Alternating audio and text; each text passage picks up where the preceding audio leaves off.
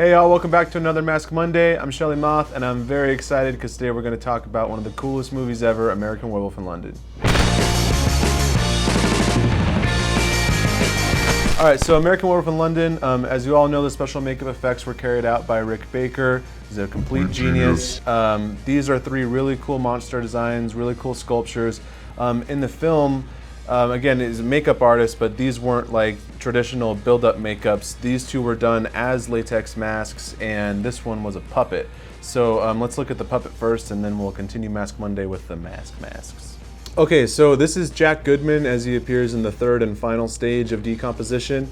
It's how he looks when they're in the porno theater scene, and he's again trying to convince David anyways to kill himself, and he has all of the other victims that he's killed in the theater with him. It's a really cool, iconic scene, and in that scene, Griffin Dunne is actually a puppet. Rick Baker decided to make Jack Goodman a puppet for that scene because he's so far gone, he's so decomposed that in a lot of spots he's like all skull, all skeleton, and then even the parts that aren't, it's just super duper emaciated flesh. And with makeup you can only build up, obviously you can't take away from the face, so if you were to build up so much to be able to take it down all the way to a skull, it would just be really oversized and not look realistic, and it looks more realistic as a puppet. But as I said, Griffin Dunne was still there on set, off screen, controlling the puppet and also voicing it as they were doing the scenes.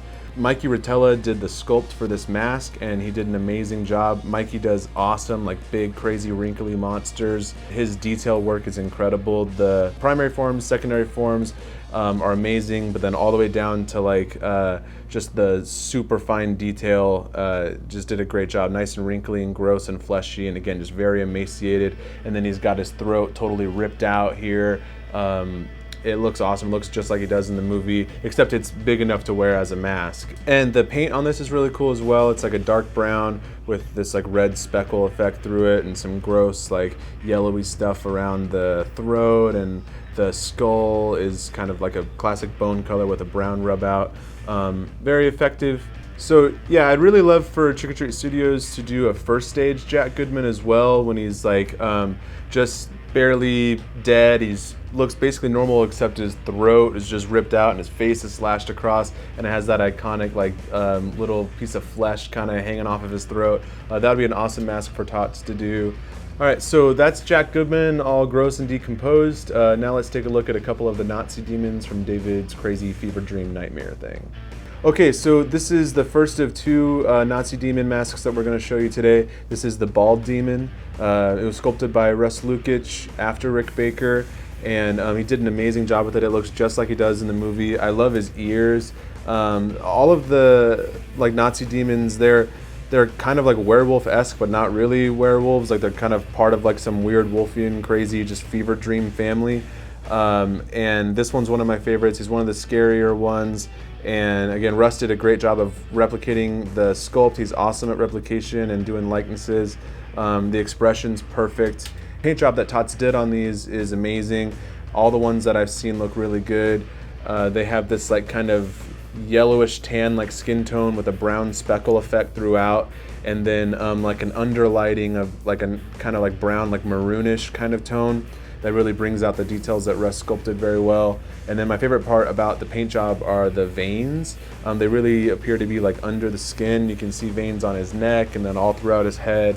And then just with the eyes and the teeth and everything, just really good execution with the paint job on this mask. And then another really cool thing about it is they like did a heavy speckling of like a dark brown all over his mouth for stubble, which was just very effective, and it worked out very well. And then we'll look at the Warmonger demon, which is one of my favorite sculpts of all time. Mikey Rotella did this one again after Rick Baker. Again, like I said before, Mikey's just amazing at super fine detail and super nasty big monsters, so he's the perfect person to replicate this mask. I always liken masks when there's like clothing or different materials than latex that are made out of latex to look like that. And this helmet really looks like a metal helmet. It has just a little bit of metallic in it, but it's so like buffed out and old and worn down that it's got these kind of like splotchy green and gray colors together that like genuinely make it look like a metal helmet. And then I love like the leather straps on it as well. In the movie they were actually masks as well, because you would only see them for a split second, and so Rick Baker sculpted them with like really crazy, scary expressions so that whenever you would see it for a second, it would be scary looking.